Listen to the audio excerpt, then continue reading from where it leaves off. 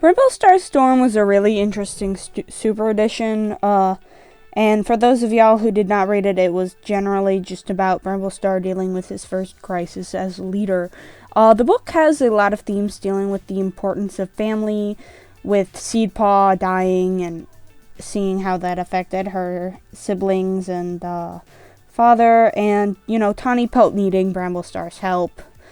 And at the end, Bramblestar realizes that Squirrelflight lied about the three because she wanted to protect her sister. And with Bramblestar realizing all this stuff about family, you'd think he'd have a backbone about Violet Kid and Twig Kit during the Vision of Shadows. That is besides the point, though, because, this is in a later book. Another thing, Jessie the kitty pet, pretty dominant character, and Bramblestar likes her. I do agree with Bramblestar, actually. Jessie is amazing. She's basically Squirrelflight but tall, and I am absolutely here for that. I am very glad that she left, though. While I was not excited to see Squirrelflight being abused again, I do not think the plot of Squirrelflight being jealous would stay fresh too long, and knowing the errands, they'd probably run that horse into the ground.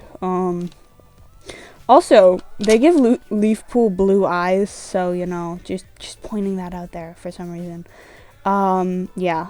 Another theme that I think this book does really well is, the struggles of living up to your predecessors. I think, they did a pretty good job at this. It's spread on a little bit thickly, but it is a good lesson to teach to kids.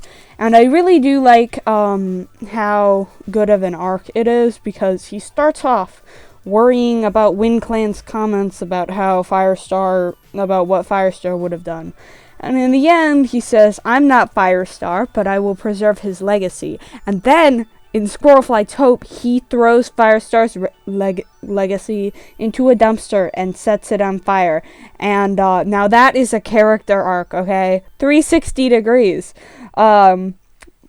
There are also some smaller aspects I really like. The clans are back to their petty squabbling. I love petty squabbling. Gotta be one of my favorite parts of Warrior Cats.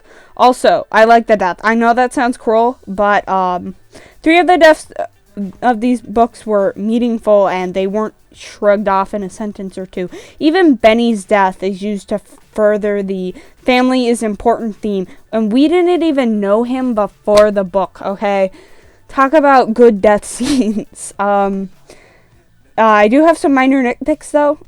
First 30% of the book was pretty boring. Got off to a bit of a slow start, and the nitpick that I care about more is Lily Hart's name. Naming her Lily Hart is literally the worst option.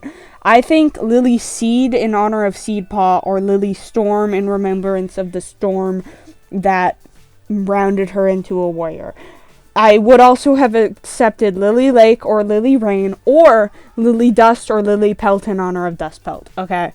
Also, I don't, the heart suffix, I would have accepted Lily Tail or something over the heart suffix, because, having the name Heart used to mean that you are brave and you did something important.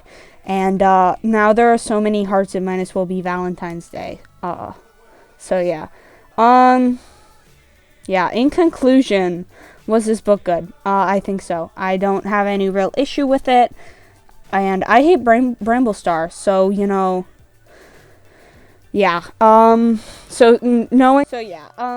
I'd give it an 8.5 out of 10. I'd say it's better than, it's better than Blue Star's Prophecy, but I wouldn't put it at the same level as, no, I would. It's about as good as Hawkwind's Journey.